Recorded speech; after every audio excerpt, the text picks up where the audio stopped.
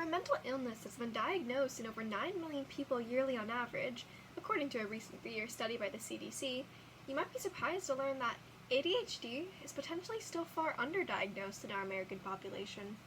For those who are unaware, attention deficit hyperactive disorder is characterized by psychiatry.org as inattention, hyperactivity, lack of focus, and impulsivity, frequently exhibited in children. What you may not be aware of is that many people with ADHD don't share these symptoms or present them differently. Here are just a few ways our current understanding of ADHD may be limiting the number of people who can receive a diagnosis.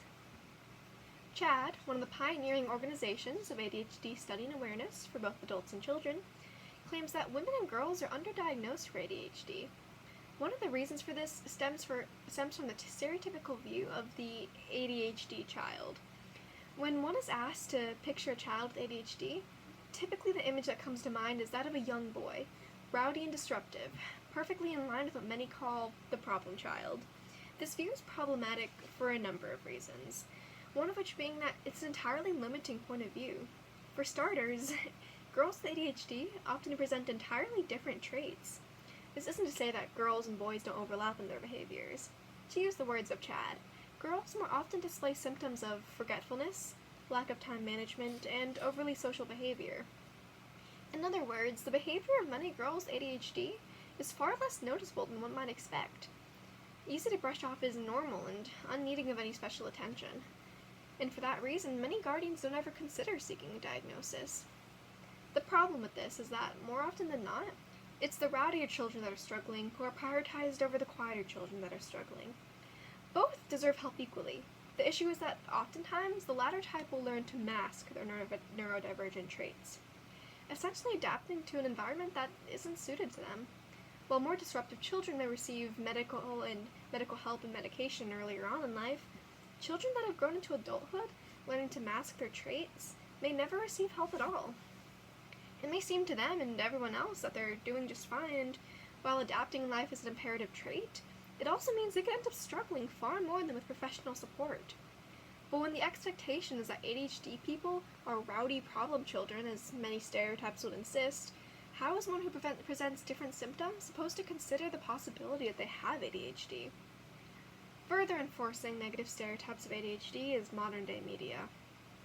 Several film analyses, according to the National Institutes of Health database, claim that films perpetuate the idea that those with mental illnesses are homicidal maniacs or have a childlike wonder and ought to be marveled.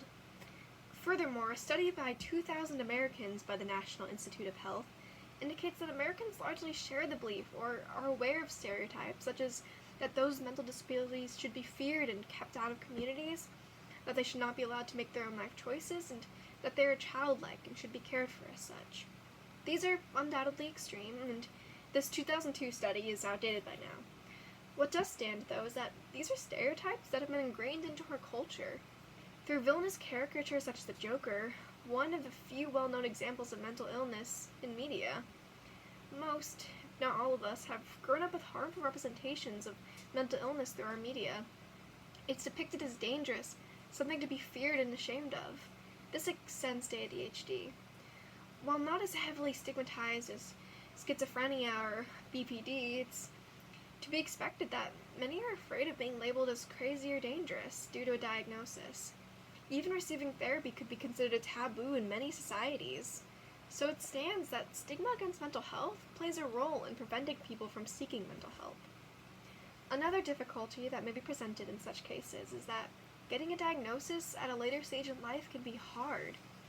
When one has spent years masking their ADHD traits, it can be hard for family, friends, or even professionals to identify symptoms of ADHD, not to mention the diagnosis process. A 2022 medically reviewed article by Healthline.com goes into some of the hurdles an adult might encounter receiving an ADHD diagnosis. For starters, child psychologist Carrie Jackson estimates that a thorough review can cost as much as $4,000, while a minimal review can cost as much as $200 to $300, both of which can be difficult to access for the average adult. This doesn't include what Healthline.com considers a common expense, that being several diagnoses to rule out other mental conditions that can be confused with ADHD. Overall, many may consider this a long and arduous process for a result that might come back as negative. Sources such as the CDC, CHAD, and various psychologists seemingly align that ADHD diagnosis can be hard to receive. Women are likely far underdiagnosed, as are adults, as a result of lack of research and proper understanding of ADHD, as well as many financial hurdles that stand in the way of a proper diagnosis.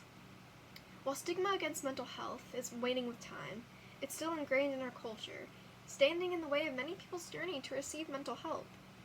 The common thread between most of these obstacles is lack of awareness, so one might stipulate that the best solution is to spread awareness. Perhaps the more inclusive understanding of how individuals present ADHD, as well as knowledge on how to recognize symptoms in oneself, in addition to more financially accessible treatments and diagnosis, our society can make our current world a little easier to live in for those it was not designed for.